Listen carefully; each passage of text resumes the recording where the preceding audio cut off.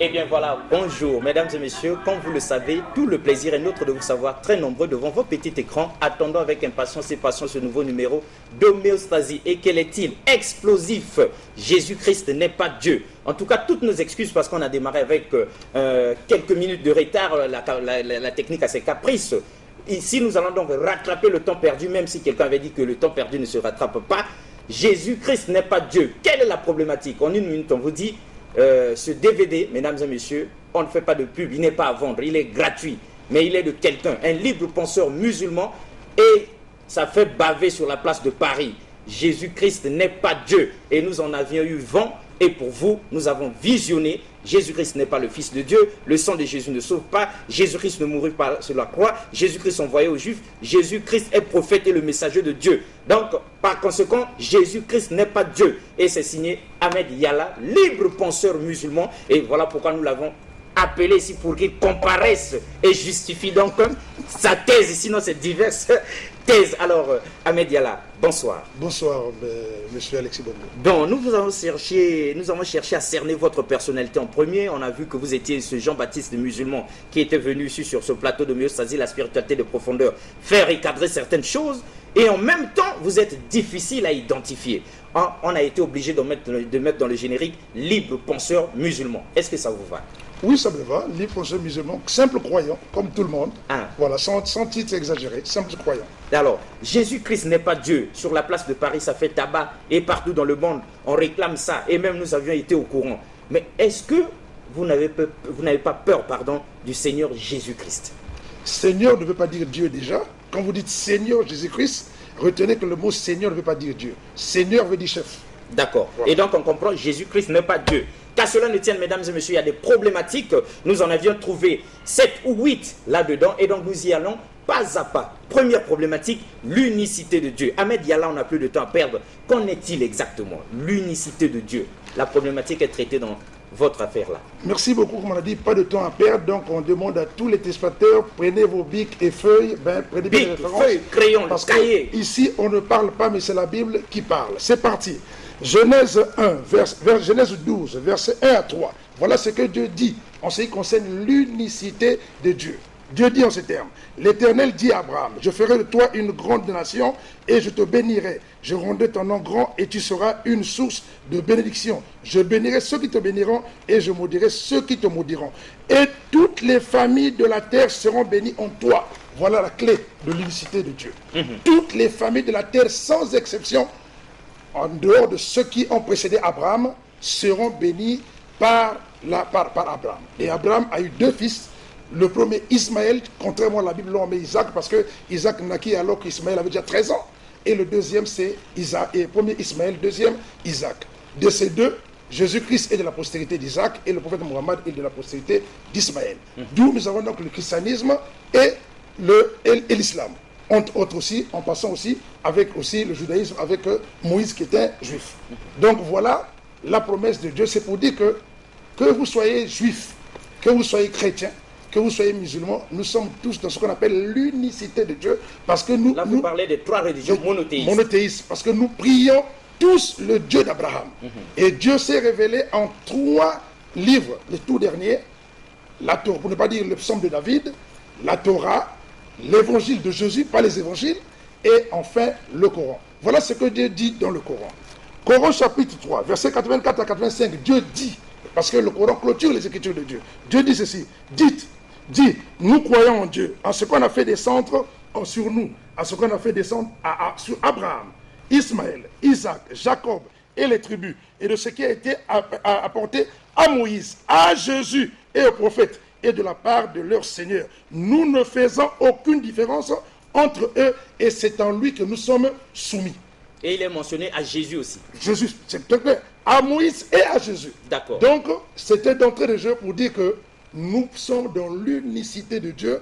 Un croyant doit accepter les écritures de Dieu, du psaume de David, à la Torah, de l'évangile, jusqu'au Coran. Avant de passer à la deuxième problématique, une question. Est-ce que ce détail-là, l'unicité de Dieu, a une importance capitale dans notre vie de croyant? Oui, ça a une importance Où on capitale. peut s'en passer, même si on prie Ça a Dieu. une importance capitale parce que nous sommes sectarisés par rapport à nos prophètes, car les prophètes ne se contredisent pas. Jésus-Christ disant à l'endroit de Moïse, Moïse ne vous a-t-il pas laissé la loi aussi longtemps que le monde sera le monde?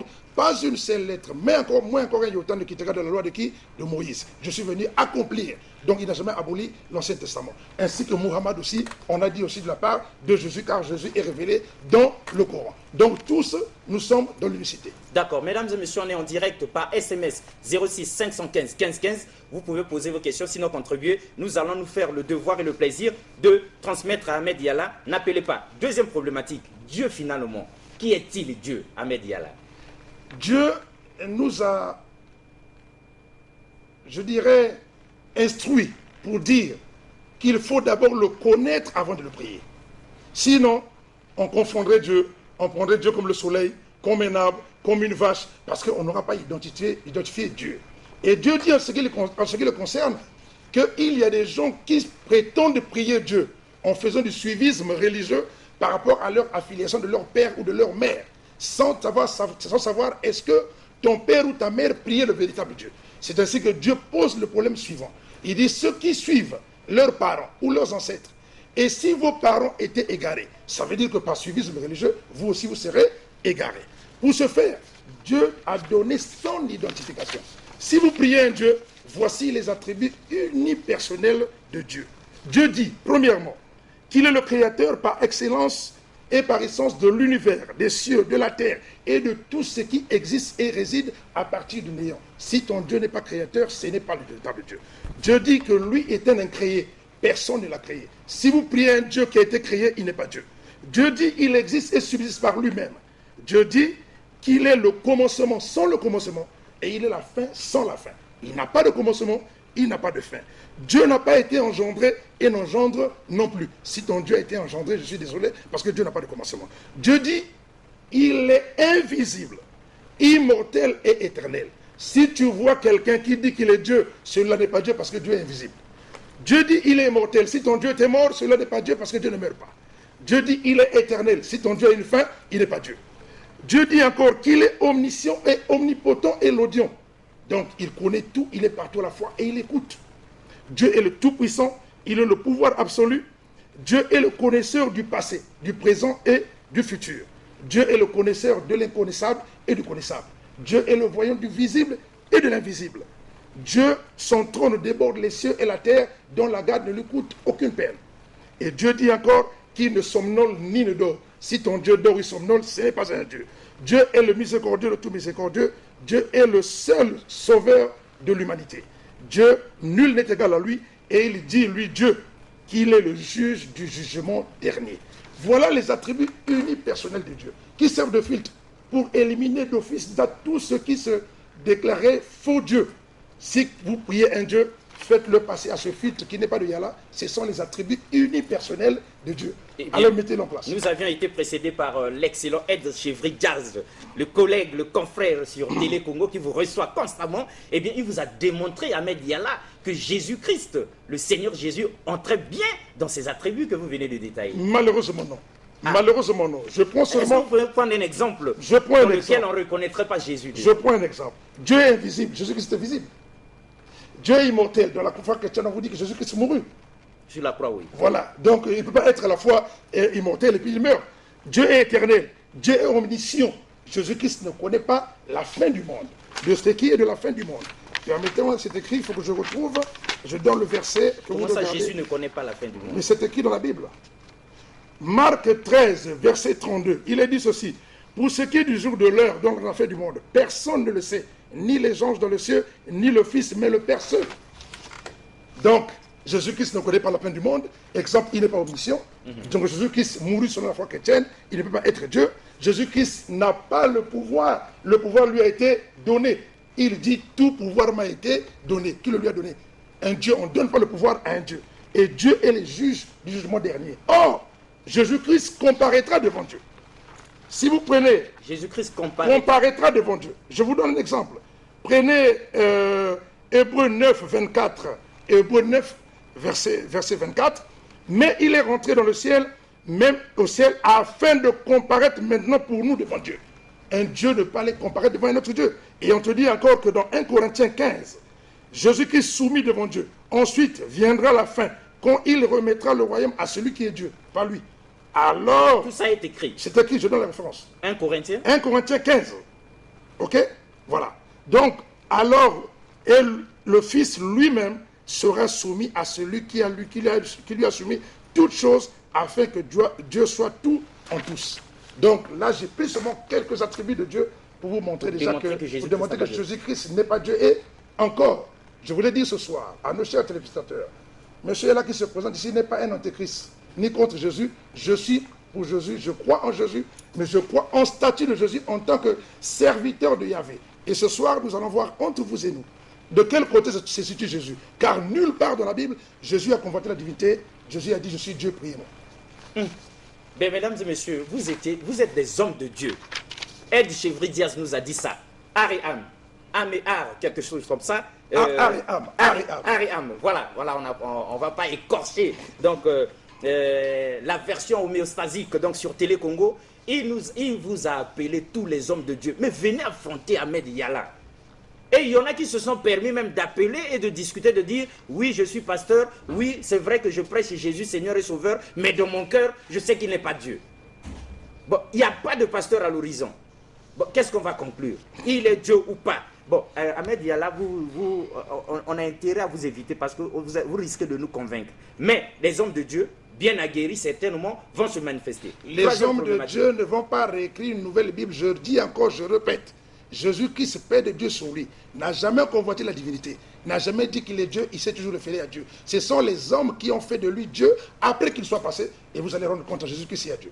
D'accord, 06 515 15 15, homme de Dieu par SMS, sinon prenez rendez-vous avec Ahmed Yala ici, face à face, si vous êtes vraiment homme de Dieu, si vous êtes inspiré, si vous pensez que Jésus peut entrer dans ses attributs de Dieu, attributs unipersonnel. Nul autre ne peut mettre son pied dans cette chaussure que Dieu lui-même. Si le pied de Jésus peut y suffire, venez nous en faire la démonstration. Troisième problématique, Ahmed Yala. Nous autres, on ne maîtrise pas bien, mais on sait au moins qu'il y a des prophéties. Et la plus grande des prophéties, l'argument des chrétiens que nous connaissons, Ésaïe 35, 4, 5, la promesse qui avait été faite. Et là-dedans, Dieu viendrait, il viendra lui-même pour sauver. Et on verra les aveugles qui vont retrouver la vue, on verra les sourds dont les oreilles vont s'ouvrir, les boiteux vont marcher. Mais cela s'est réalisé dans Matthieu 11, 2, 5, avec Jésus qui a dit à ceux qui étaient venus enquêter pour le compte de Jean-Baptiste, allez lui dire, les aveugles voient, les sourds entendent, les boiteux marchent. Au moins ça démontre bien que Jésus est ce Dieu qui devait venir lui-même, n'est-ce pas, Média? Merci beaucoup. On verra toujours que Jésus va toujours se décharger.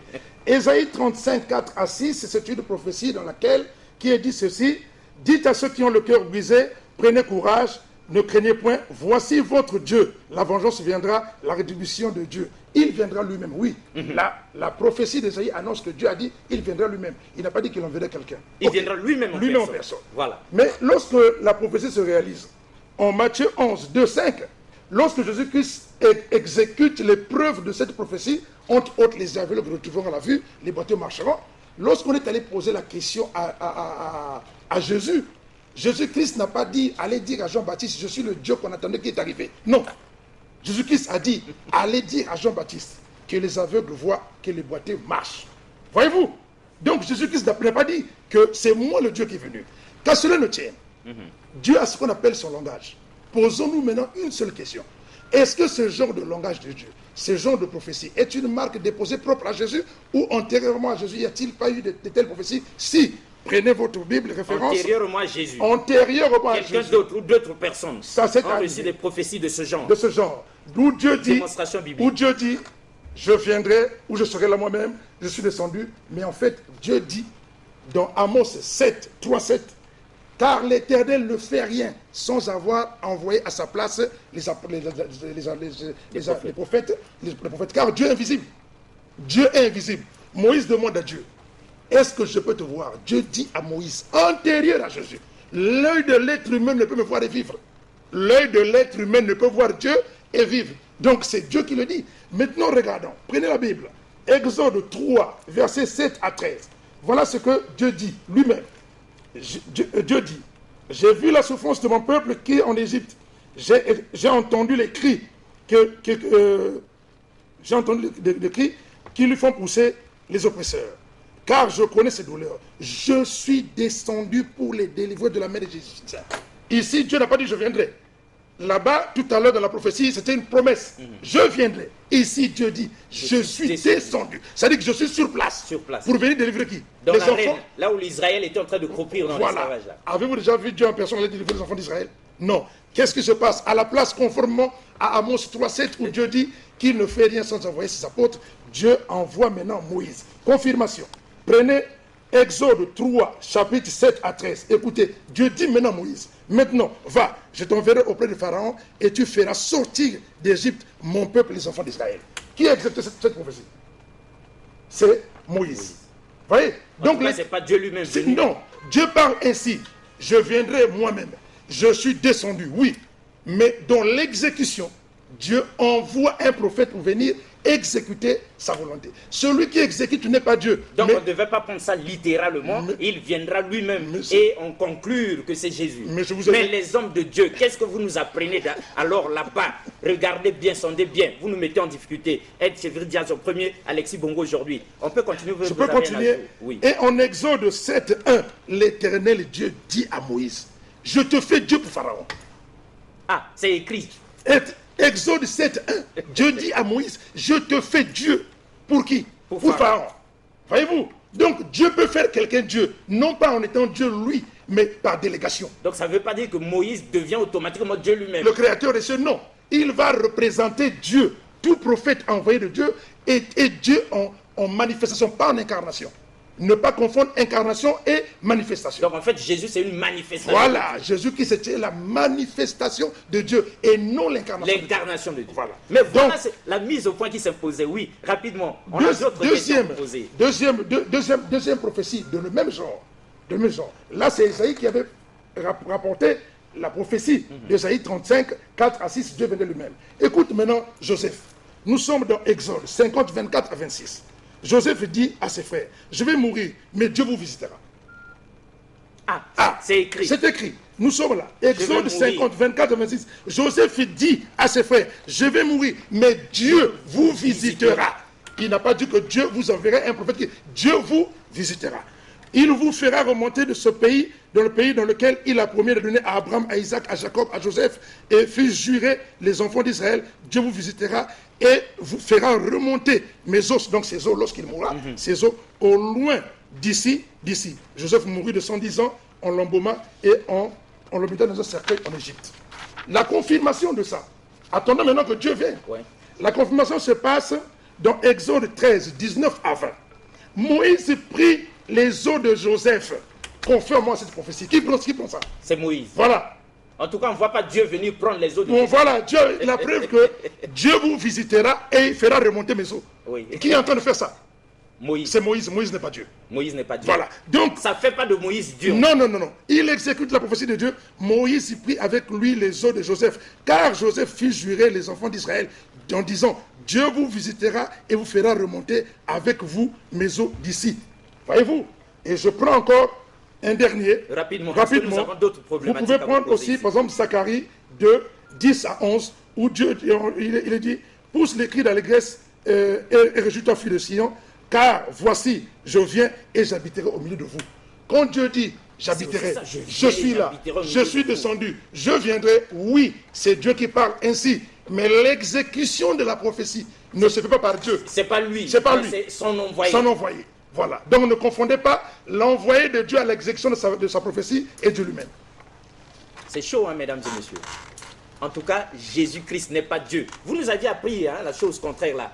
On était là toujours, Jésus-Christ est Dieu. Mais là, on nous fait une démonstration. Et même chrétiens que nous sommes, nous avons honte parce que nous n'avons pas bien sondé les Écritures. On ne les a pas comparées. Et là, nous nous trouvons en difficulté. Homme de Dieu, si vous êtes charismatique, c'est le moment jamais de le faire. Alors, Ahmed Diala, une question de grande importance se pose.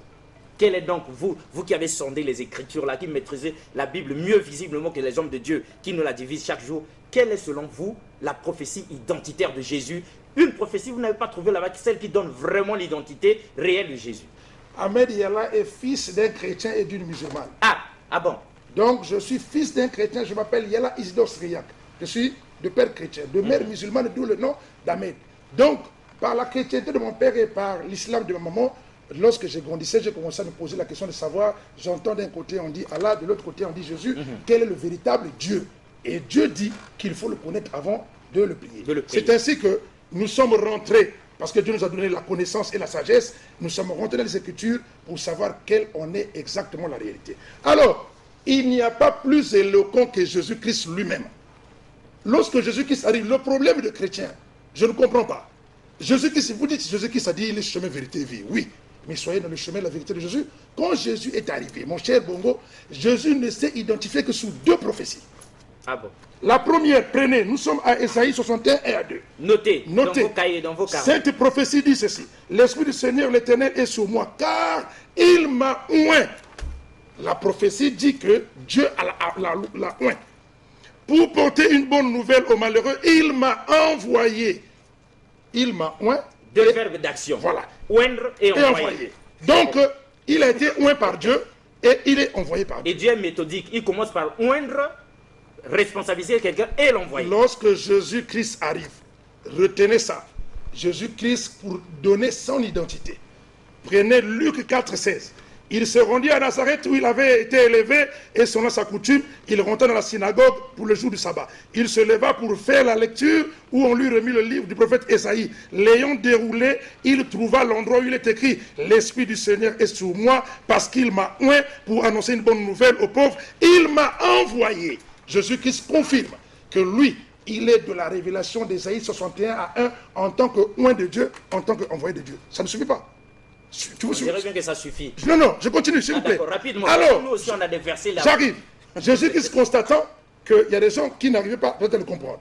Il enfonce le clou là-dessus. Il dit ceci: aujourd'hui, cette parole de l'Écriture que vous entendez est accomplie. Autrement dit, me voici moi, Jésus-Christ, en tant qu'oint de Dieu et en tant qu'envoyé de Dieu. Qu'est-ce que Jésus-Christ vous dit en tant qu'envoyé de Dieu? Jean 13, 16. En vérité, je vous dis, le Seigneur n'est pas plus grand que le serviteur n'est pas plus grand que son Seigneur, car il est serviteur, il est envoyé, n'est-ce pas? Ni l'apôtre n'est plus grand que son maître. Jean 14, 28, Jésus-Christ dit: le Père est plus grand que moi. Si tu pries un Dieu qui a un Père qui est plus grand que lui, vous ne priez ce Père-là. 1 Corinthiens 11, 3, Jésus-Christ dit: Jésus est le chef de l'homme, l'homme est le chef de la femme, Dieu est le chef de qui? De Jésus-Christ. Jean 8, 42, Jésus-Christ dit: car c'est de Dieu que je suis sorti et je viens. Je ne suis pas venu de moi-même, c'est lui qui m'a envoyé.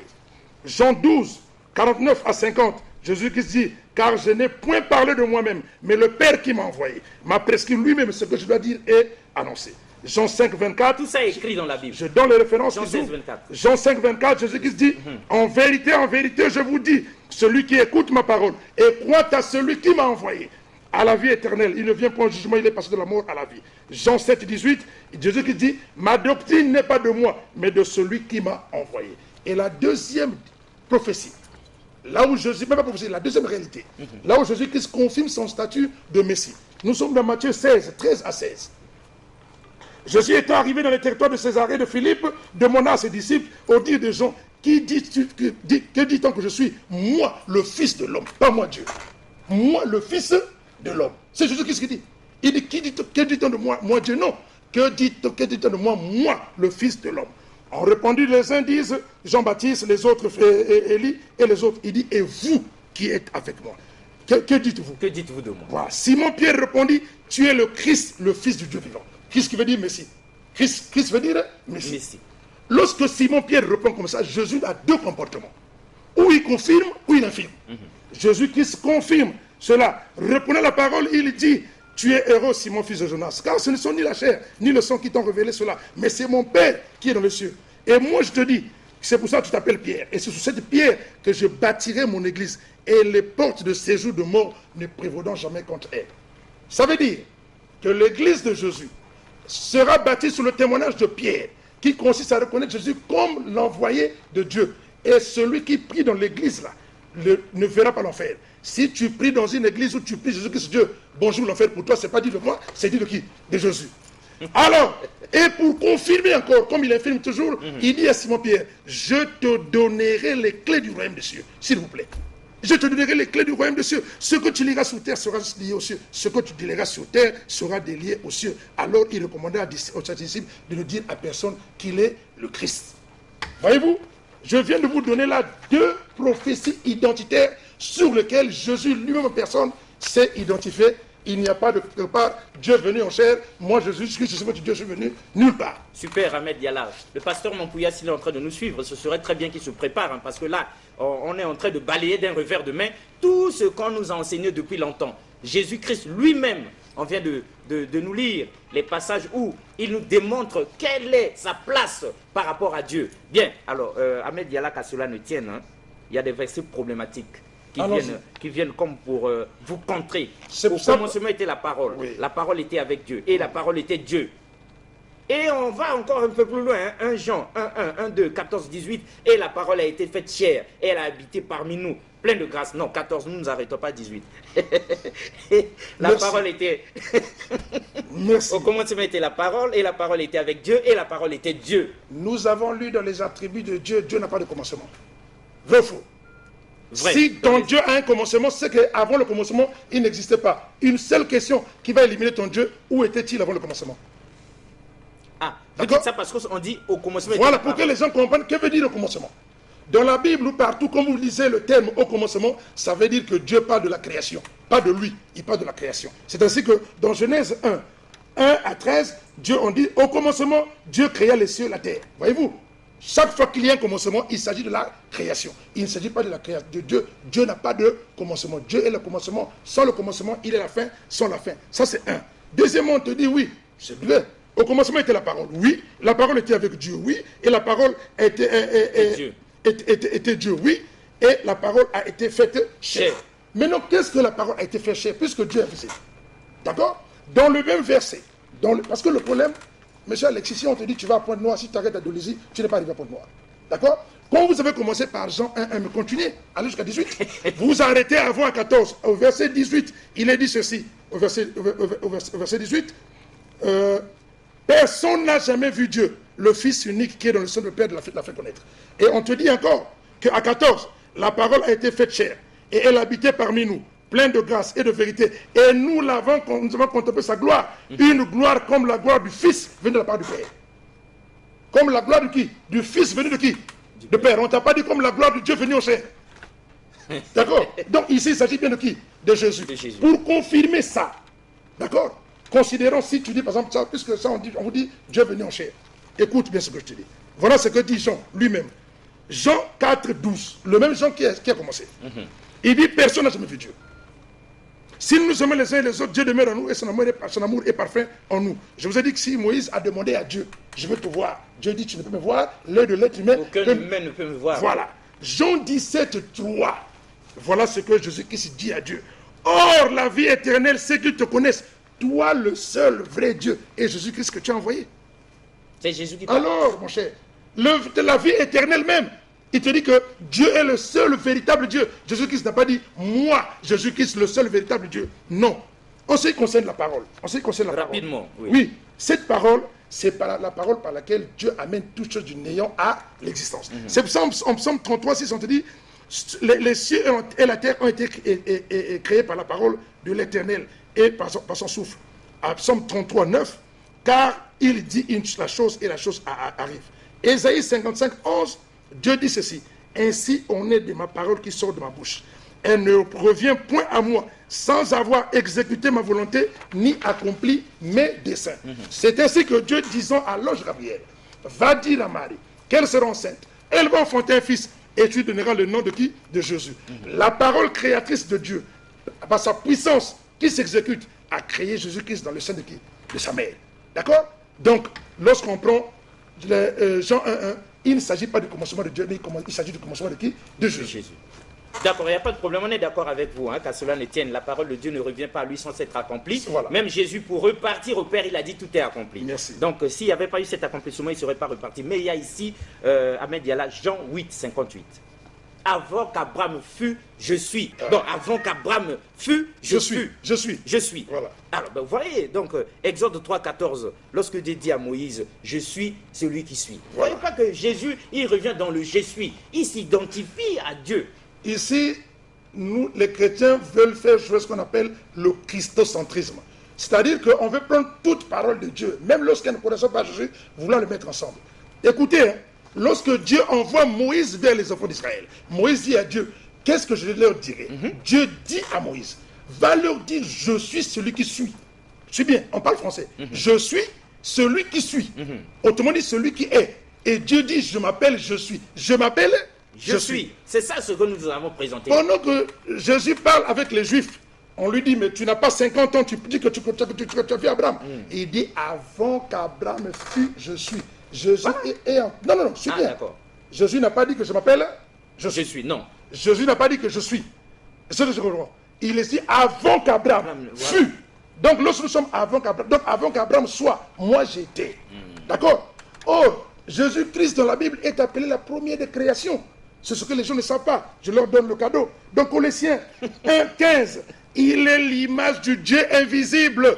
Il est l'image du Dieu invisible. Le premier-né de toute la création. C'est-à-dire que Jésus-Christ a été créé avant Abraham.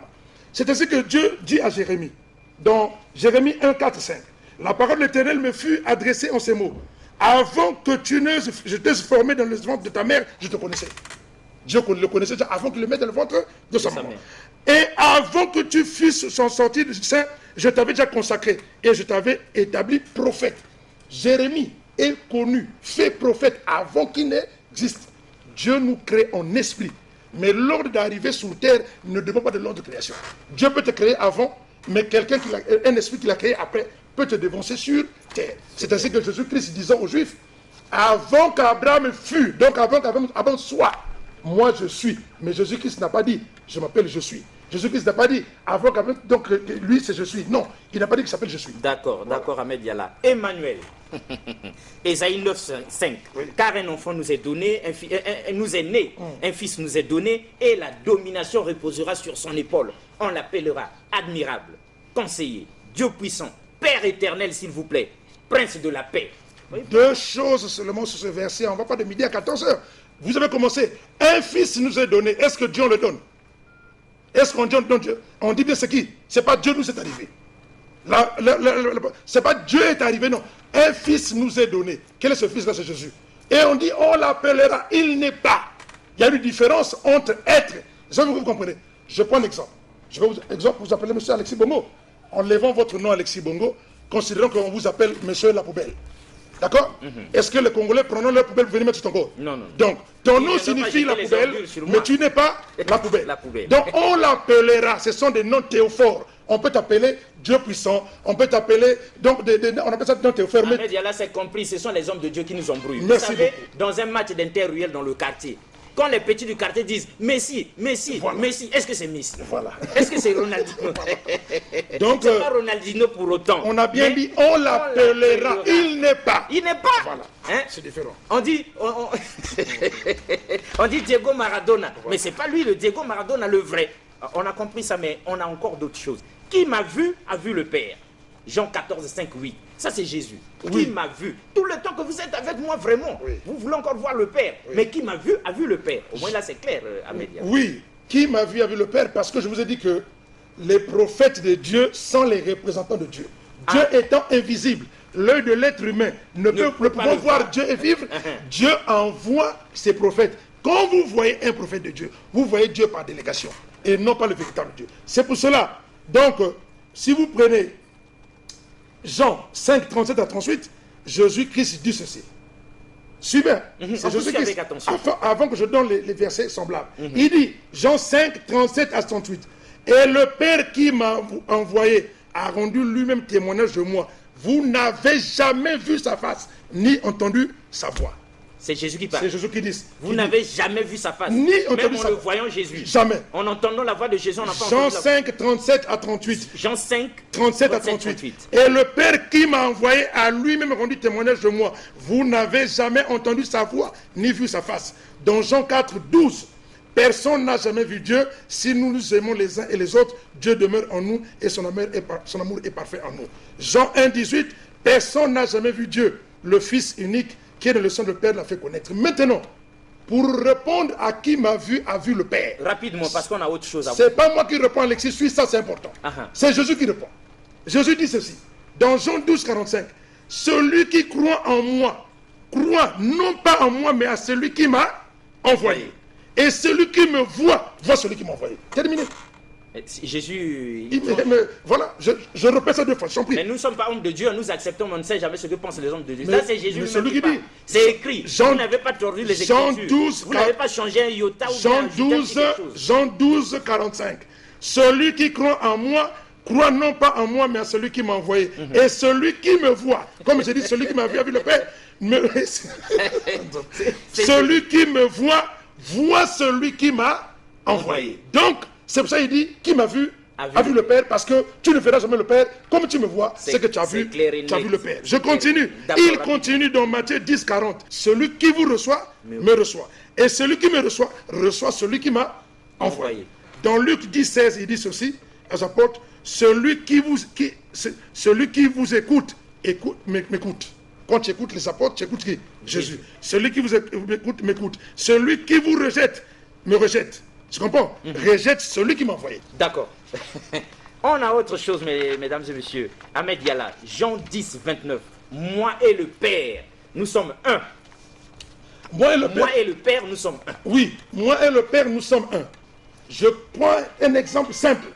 On dit l'homme quittera son père et sa mère, s'attachera à la femme, et les deux seront une même chair. Si tu vas visiter l'homme et la femme chez eux, tu verras deux personnes. En quoi ils deviennent un? C'est par l'union de leur mariage. D'accord? Donc Jésus et Dieu, ça c'est un exemple. Jésus et Dieu sont un dans la mission que Dieu a donnée à Jésus. Jésus qui s'est dit, je ne fais que ce que Dieu m'a demandé de faire. Donc tel que je suis là, je suis l'exécuteur total de ce que Dieu m'a dit. Alors, je prends la parole, écoute ce que on dit ceci. Rapidement, on a trois autres missiles. Jean 17, 11, écoute ce que Jésus dit. C'est Jésus qui dit, je ne suis plus dans le monde. Et ils sont dans le monde, il parle de ses disciples. Et je vais à toi, Père. Garde à ton nom ce que tu m'as donné, afin qu'ils soient un comme nous. Afin que tous les apôtres soient un comme Dieu et Jésus. Donc être un, ça ne veut pas dire qu'on est la même personne.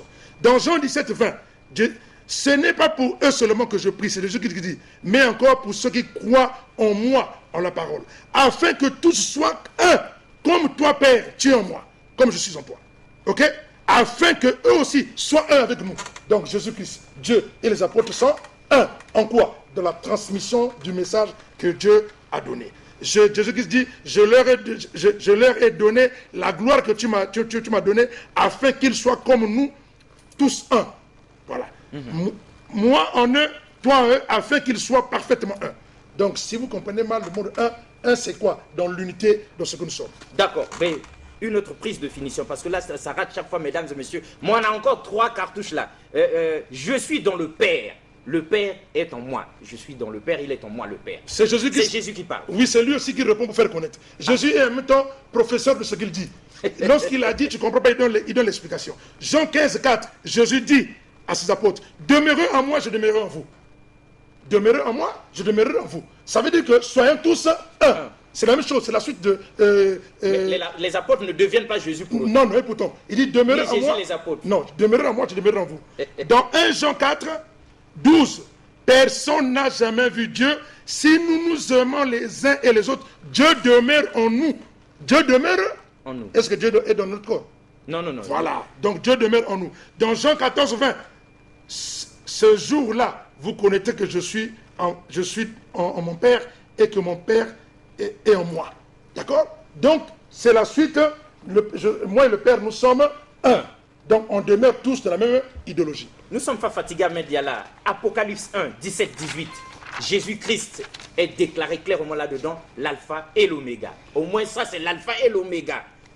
Et on chante ça dans toutes les églises de réveil. Voilà. L'alpha et l'oméga. Et on danse pour Jésus. Ok. Pour ça, l'explication est simple. C'est pas moi qui donne l'explication. C'est Dieu qui explique. C'est Dieu encore qui répond. C'est Dieu qui répond. Et dans la Bible. Prenez Apocalypse 1.1. Donc le premier verset de l'Apocalypse 1.1, il est dit ceci. Donc tout le livre, qu'est-ce que c'est que le livre de l'Apocalypse? Jean, oui. Apocalypse 1. Apocalypse 1.1. Révélation de Jésus-Christ que Dieu lui a donné. Qui a donné? C'est comme ça que commence l'Apocalypse. C'est ça. pour vous faire comprendre dans quel... Homme de Dieu, ça commence comment l'Apocalypse? Ici, on n'a pas de Bible. On ne sait jamais si Ahmed Yala a tordu les Écritures. J'ai donné la référence. Continue, Alexis. Révélation de Jésus-Christ que Dieu lui a donné pour montrer à ses serviteurs des choses qui doivent arriver bientôt et qu'il a fait connaître par l'envoi de son ange à son serviteur Jean. C'est Jean qui rapporte l'évangile de l'Apocalypse. Donc, toute l'Apocalypse, c'est la révélation que Dieu a donnée à qui? À Jésus en tant qu'envoyé de Dieu. Donc, lorsque Jésus-Christ dit « Je suis l'alpha et l'oméga », oui, par délégation, en tant que Dieu l'a envoyé. Donc, on est clair. Mais Jean, c'est celui-là qui dit au commencement était la parole était Dieu, avec Dieu, la parole était Dieu. Comment il peut se permettre de dire encore révélation de Jésus-Christ que Dieu lui a donné? Mais Jean vous confirme toujours, Jean ne se redit pas. Il dit Jésus-Christ est un envoyé de Dieu. Voilà. Pour terminer à ça, si vous prenez Actes 30 à 31, on vous dit le Dieu de nos pères a ressuscité Jésus-Christ que vous avez crucifié au bois. Bon, considérons que tu es l'alpha et l'oméga. L'alpha et l'oméga, ça veut dire celui qui est le premier et le dernier. Qui n'a pas de commencement, il n'a pas de fin. Et maintenant, tu dis que Jésus-Christ mourut. Quand il mourut, alors comment il peut être alpha et l'oméga? Alpha un jour et puis un jour il meurt un peu. Voilà. Donc, lorsque il est dit là que Jésus-Christ alpha et l'oméga, c'est toujours comme dit par délégation, parce qu'on te dit bien que révélation de Jésus-Christ que Dieu lui a donné. Donc tout le livre de l'Apocalypse, c'est la révélation de Dieu que Dieu a donné qui? À Jésus. C'est même pas la révélation de Jésus. Voilà. Mais pourquoi vous aimez Jésus plus que lui-même? Donc vous êtes plus grand, plus outillé, plus cultivé que l'apôtre Jean lui-même, qui dit révélation de Jésus-Christ que Dieu lui a donné. C'est pas gentil. Alors, une dernière prise de finition, parce que nous ne sommes pas hommes de Dieu, on ne va pas discuter à leur place. Ils se tairent tous, ils disent rien. Seulement, il y a ici 41 messages en réaction. Jean 14, 3, 6. Je suis le chemin, la vérité et la vie. C'est Jésus qui parle. Oui, Jésus dit, je suis le chemin. Chemin, vérité, vie. C'était ce que Jésus dit, c'est la vérité. Quel en est le contexte? Jésus-Christ s'adressant à ses apôtres. Il dit, maintenant je monte vers le Père. Je monte vers le Père, afin que je prépare pour vous une place là où je suis, pour que vous aussi vous faites quoi? Vous soyez. Et Philippe lui demande, mais montre-nous le chemin. C'est pour cela que Jésus-Christ dit, je suis le chemin, la vérité et la vie. Le chemin qui amène à qui? À Dieu. Ah, donc Jésus est le chemin et non la destination. Mais il a bien dit, je monte vers le Père, pour que, afin que là où je sois, vous aussi, vous soyez. Philippe lui demande, montre-nous le chemin pour aller au Père. Il dit, le chemin c'est moi. Je suis le chemin. La vérité, c'est ce que je vous ai apporté comme l'évangile. La vie, c'est la mise en pratique de l'évangile de Jésus pour que vous ayez la vie éternelle. C'est pour ça qu'il dit, je suis le chemin, la vérité et la vie, mais malheureusement, je ne suis pas la destination. Jésus n'est pas la destination, mesdames et messieurs. Pourquoi vous voulez coller à Jésus certaines choses? Ahmed Yala, on a l'impression que les chrétiens, ils aiment tellement Jésus, et du coup, ils se mettent à imaginer des choses à la place de Jésus, ils se mettent à déshabiller Dieu pour habiller Jésus, pour lui donner un peu la divinité en quelque sorte. C'est l'atterrissage, c'est votre dernier mot. Oui, je vais donner. Ah d'accord. J'ai déjà donné la plus... En fait, pour les chrétiens, pour essayer de les dédouaner un peu, l'Afrique a été victime du complot spirituel qui s'est passé au concile de Nicée en l'an 385 par les Romains. Les Romains qui avaient volé l'église à Jérusalem sont partis avec l'église à Rome et ils ont déformé l'identité de Jésus-Christ. C'est pour cela, la chose arrivant, lorsque l'évangile, le christianisme nous est arrivé, il est arrivé déjà déformé avec une déformation de 12 siècles. Parce que le blanc est arrivé ici vers les années 1500. Alors que le concile de Nicée, c'était en l'an 300. Donc, Jésus-Christ a vécu sur terre. Jésus-Christ n'est pas une utopie. Vous lirez la Bible. Vous trouverez nulle part où Jésus-Christ dit « Je suis Dieu, priez-moi », ça n'existe nulle part. Vous trouverez nulle part où on a prié Jésus-Christ Dieu. Jamais. Ces choses-là sont arrivées après le passage de Jésus. Jésus-Christ, Père de Dieu sur lui. Moi, je crois en Jésus-Christ en tant que véritable envoyé de Dieu, comme Jésus-Christ l'a dit lui-même, c'est pas moi qui dis, Jésus a dit que Dieu l'a envoyé, je crois en lui en tant qu'envoyé et messager de Dieu. D'accord, c'est l'atterrissage, mesdames et messieurs, nous étions là dans Jésus-Christ n'est pas Dieu, parce que la problématique, c'est ce tsunami-là qui est arrivé. Sur la place de Paris, tous les pasteurs se sont terrés là-bas, hein. Les évangélistes, archibishops et tout ça. Vous faites du bruit quand il n'y a personne, quand Ahmed Yala arrive, tout le monde se terre. Et donc nous avons amené ici, on a posé les questions, ça a été décortiqué, on vous attend ici pour la réplique. Au revoir et à la prochaine. Merci beaucoup.